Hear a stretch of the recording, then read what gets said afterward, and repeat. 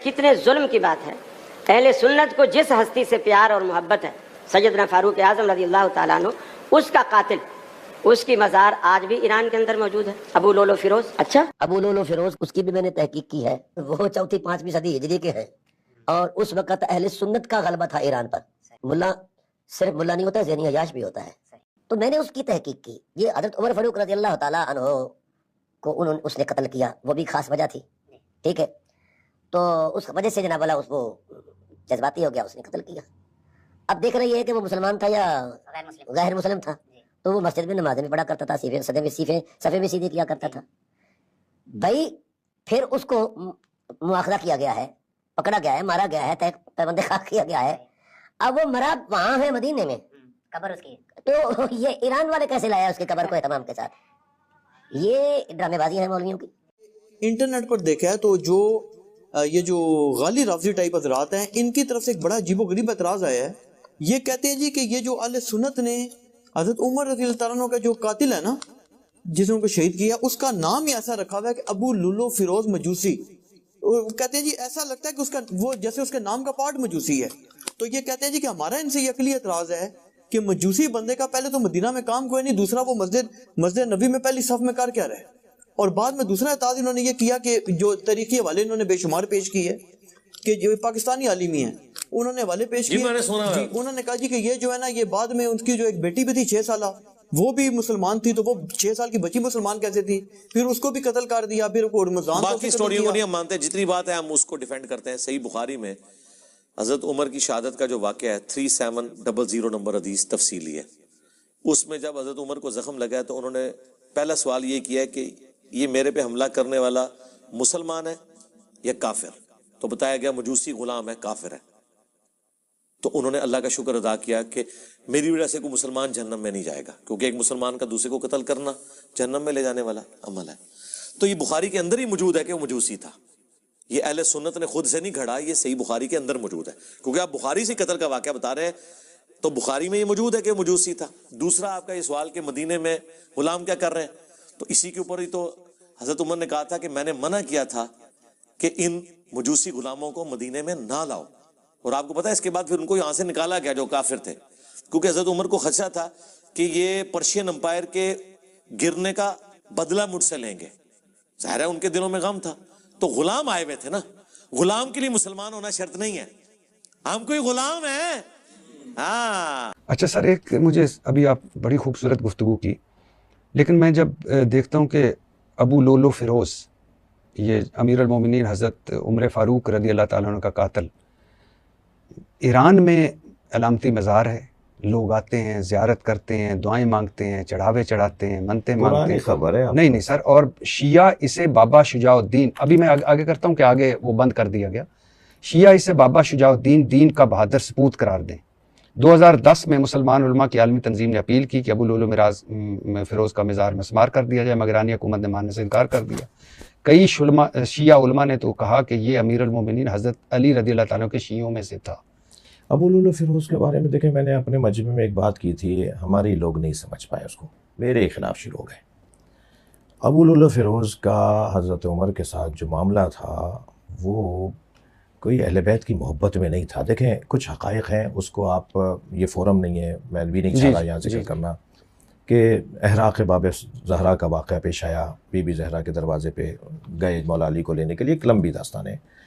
تو کچھ حقائق ہیں جن کا بے سر و پیر نہیں ہے. شیعہ کی بعض باتیں، شیعوں کی بعض باتیں ایسے ہی نہیں ہیں ہوا کے اندر، کچھ باتیں ہوئی ہیں، کچھ ہیں، اور کتابوں میں اہل سنت کی ہی کتابوں میں لکھی ہوئی ہیں، اور اہل سنت علماء آج اس کا بھرپور اقرار کر رہے ہیں. یعنی اس وقت جو کیفیات ہیں، میں اس کی طرف نہیں جانا چاہتا کیونکہ میں چاہ نہیں رہا اس طرف. جی لیکن جو اہل بیت کے ساتھ نبی مکرم کی رحلت کے فوراً بعد جو خود اہل بیت میں بھی جو بی بی فاطمہ کے ساتھ ہوا، جو مولا علی کے ساتھ ہوا، ان کے بچوں کے ساتھ ہوا، 50 سال کیا دورانیہ ہوتا ہے. 50 سال کی بات تو مجھے کل کسی لگتی ہے، میں 52 سال کا ہو گیا ہوں، مثال تھوڑے دن بعد مجھے لگے گا کل کسی بات ہے. 50 سال تو ایسے گزر جاتے ہیں. 50 سال کے بعد پورا کنبہ کاٹ دیا گیا کربلا میں، نبی کا سارا گھرانہ مار دیا گیا کربلا میں. کچھ تو ہوگا نا پیچھے سے چلتا آ رہا تھا یہ جو بھی تھا. تو یہ والی بات کرنا کہ صاحب یہ یکسر حضرت عمر کے ساتھ ابو لولو فیروز کا جو معاملہ تھا وہ محبت اہل بیت میں نہیں تھا. یہ میں نے ایک تفصیل سے بات کی, ہمارے لوگ نہیں مانے اس بات کو, نہیں سمجھے اس بات کو. مغیرہ ابن شعبہ کا وہ غلام تھا ابو لولو فیروز, مجوسی, وہ ان کے پیسے نہیں دے رہا تھا. مغیرہ ابن شعبہ اس کے اجرت نہیں دے رہا تھا. وہ شکایت لے کے حضرت عمر کے پاس آ گئے. حضرت عمر سے انہوں نے کہا, تو حضرت عمر نے اسے کہا کہ بھئی تمہارا کام کیا ہے, کرنا کیا جانتے ہو, تمہارے مہارت کیا ہے؟ اس نے کہا میں چکیاں بناتا ہوں, مختلف چیزوں کو پیسنے کی چکیاں بناتا ہوں, آج کل کے گرینڈر بناتا ہوں. انہوں نے فرمایا میرے لیے کب بناؤ گے؟ تو انہوں نے کہا میں آپ سے کچھ کہہ رہا ہوں, آپ مجھے کچھ کہہ رہے ہیں. کہا بھائی تم پہلے بتاؤ میرے لیے کب بناؤ گے؟ تو اس نے یہ سمجھا کہ یہ اپنے دوست کا ساتھ دے رہے ہیں اور میری فریاد نہیں سن رہے. تو اس نے یہ کہہ کے گیا کہ میں آپ کی ایسی چکی بناؤں گا کہ ساری دنیا میں گھومے گی وہ. اور دوسرے دن آ کے اس نے چاقو آپ کے پیٹ میں مار دیا. پھر پورا قصہ ہے کہ وہ وہاں سے فرار کر گیا. ہماری کتابوں میں جہاں اس طرح کی باتیں جو آپ فرما رہے ہیں, ہماری کتابوں میں اس سے ہٹ کر بھی باتیں جیسے میں کہہ رہا ہوں, جی ٹھیک, تو ہم اور نہیں کرتے. جی ٹھیک. اور ہمارے نزدیک, میں ایک موٹا سا جملہ کہوں گا, ہمارے نزدیک مسلمانوں کا شیرازہ اہمیت رکھتا ہے, مسلمانوں کی جلالت اہمیت رکھتی ہے, مسلمانوں کی ابوہت اہمیت رکھتی ہے, جس کی بنیاد پر دسیوں باتیں ہمیں اپنے لوگوں کو سمجھانا پڑتی ہیں. کچھ مان لیتے ہیں, کچھ نہیں مانتے. تو یہ تھا کہ ابو لولو فیروز کو جو ہے شیعہ جو ایران ہے وہ بابا شجاع الدین کہتے ہیں اور بڑا ان کو گلوریفائی کرتے ہیں, کیونکہ مسلمانوں میں اہل سنت اور ان کی جو ہے وہ تصدیق ہے.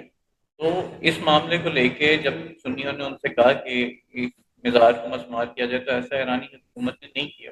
تو اگر شیعہ ایسے افراد جنہوں نے رسول صلی اللہ علیہ وسلم کی بیٹی کو شہید کیا, اگر اس کے قاتل کو سے راضی ہوں, بالخصوص کہ ہمارے پاس روایت موجود ہے کہ وہ شخص جنتی ہے.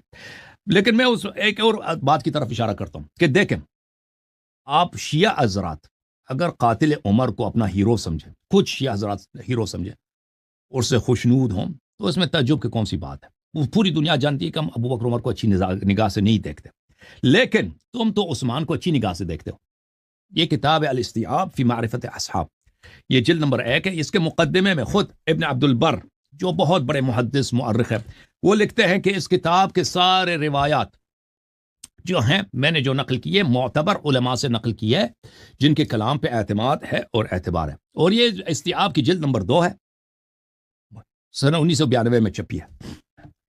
ملاحظہ کریں یہاں پہ صفحہ نمبر 767 فرماتے ہیں ولا يختلف العلماء الثقات في ان مروان قتل طلحة يومئذ وكان في حزبه.